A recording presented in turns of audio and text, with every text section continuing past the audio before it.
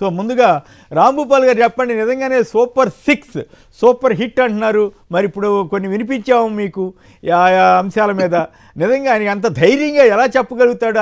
అదే ఆయన గొప్పతనమా, లేకపోతే చేసేసామని అనుకోవాలని ఆయన కోరుకుంటున్నారా? మీరేమంటారు సార్? ఒకటి, ఈరోజు శ్రీనివాసరావు గారు మా పార్టీ రాష్ట్ర కార్యదర్శి ఒక ప్రకటన నిన్న ఈ న్యూ ఇయర్ సందర్భంగా ఇచ్చినాడు.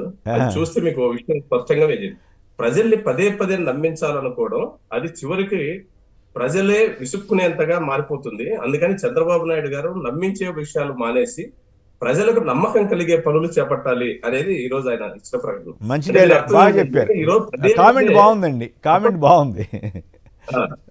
అబద్ధాలని కూడా ఎల్లకాలం అందరూ నమ్మరు సార్. ఒకవైపు ఏమో 15,000 నుంచి 18,000 కోట్ల రూపాయలు విద్యుత్ ఛార్జీలు పెంచారు. గతంలో వస్తున్నటువంటి స్కీమ్స్ అన్ని దాదాపు ఆగిపోయినాయి. ఈ 7 నెలల్లో చూస్తే సుమారుగా 4,200 కోట్ల రూపాయలు జగన్ ప్రభుత్వం ఈ కాలంలో ఇచ్చినటువంటి స్కీమ్స్ ఆగిపోయినాయి. అంటే 4,200 కోట్ల టర్న్ ఓవర్ ఆగిపోయింది సమాజంలో. దానితో పాటు ఇదొక 15 నుంచి 18,000 కోట్ల రూపాయలు విద్యుత్ ఛార్జీలు. ఇవి కాకుండా అనేక రూపాల్లో భారాలు పడినాయి. ముఖ్యంగా ఇంతకుముందు మీరు వార్త ఒకటి చదివారు, లిక్కర్ సంబంధించింది నిన్న జనవరి 1 సందర్భంగా 1000 కోట్లు 1,200 కోట్ల రూపాయల సారా తాగడం కాదు. ఈ 7 నెలల్లో చూస్తే సుమారు 2,700 కోట్ల రూపాయల సారా తాగారు. గతంలో కూడా ఉండొచ్చు, కానీ గతంలో ఉండేదానికి మిడిల్ మ్యాన్ లేకుండా నేరుగా ప్రభుత్వానికి ఆ వచ్చే ఆదాయం మీద అక్కడ వచ్చేది. ఇప్పుడు మధ్యలో మధ్యస్థులు. ఇప్పుడు ఈ మధ్యవర్తుల కమిషన్ తగ్గిందని చెప్పేసి వాళ్ళందరూ విజ్ఞప్తి చేస్తే వెంటనే ప్రభుత్వం స్పందించి ఈ రోజు నుంచి కమిషన్ కూడా పెంచుతున్నట్టు వార్తలు వస్తున్నాయి. అంటే ప్రజల మీద వేసే భారాలను ఉపసంహరించమంటేనేమో దానికి స్పందించరు. సారా వ్యాపారుల కమిషన్ పెంచితే లాభాల కోసం కమిషన్లు పెంచడానికి సిద్ధపడతారు. కాబట్టి ప్రజలందరూ అమాయకులుగా లేదు అబద్ధాలతోనే ఎల్లకాలం నమ్మించాలనుకుంటే అది సాధ్యం కాదు.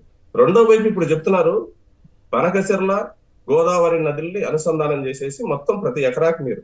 అసలు వినడానికైనా కొంచెం ఆలోచించాలి కదా మనం. ప్రతి ఎకరాకు నీరు ఇవ్వడం, అందులో రాయలసీమలో ప్రతి ఎకరాకు నీళ్లు ఇవ్వాలంటే పంట కాలువల పరిస్థితి ఏంటి? నిజంగా అంత ఏర్పాట్లు జరుగుతాయా? 3 సంవత్సరాల్లో అంత అద్భుతాలు చేయగలిగినటువంటి ఫైనాన్షియల్ పొజిషన్ ఏమిటి? రాజధాని నిర్మాణానికే ప్రపంచ బ్యాంకు లేదా ఇతర సంస్థలు అప్పులు ఇస్తే తప్ప కట్టుకోలేని స్థితిలో మనం ఉన్నాం. ఇంత పెద్ద ప్రాజెక్టులు చేస్తామని చెప్పగలుగుతున్నారంటే ధైర్యమే చేసి మరి ప్రజలు కూడా వీటన్నిటిని గమనిస్తారు, గుర్తిస్తారు. ఖచ్చితంగా ప్రభుత్వం తన వైఖరి మారి ప్రజల అనుకూలంగా తను చేయగలిగింది ఏమిటి, కేంద్రం తనకు ఏ రకంగా సహాయం చేస్తుంది, చేయలేదు, కేంద్రం నుంచి మేము తెస్తామని చెప్తే అర్థం. ఇప్పుడు రైతు భరోసా, గతంలో రైతు భరోసా ఇప్పుడు ఈ ప్రభుత్వం ప్రకటించింది లేదు తల్లి వందనం ఎక్కడుందో అర్థం కాలేదు. ఈ రోజు నుంచి ప్రకటిస్తామన్న కొన్ని స్కీమ్స్ లేవు.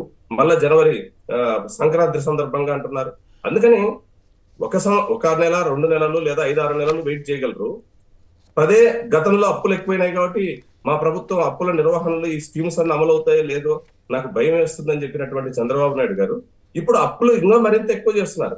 ఈ రోజు మనం చూస్తున్నాం వార్తల్లో 1,00,000 కోట్ల రూపాయలకు పైగా అప్పులు అయిపోయినాయి ఈ 7 నెలల్లో. మరి అప్పులు ఒకవైపు పెరుగుతున్నాయి, ప్రజల మీద భారాలు వేస్తున్నారు, రెండో వైపు మభ్య పెట్టేటువంటి అనేక రకాల స్కీమ్స్ గురించి చెప్తున్నారు. ఈ మొత్తం సందిగ్ధంలో నుంచే ఇంకో ఇంపార్టెంట్ పాయింట్, వాలంటీర్లకి 5,000 10,000 చేస్తామన్నారు, 20 లక్షల ఉద్యోగాలు ఇవ్వకపోతే 3,000 నిరుద్యోగ భృతి ఇస్తామన్నారు.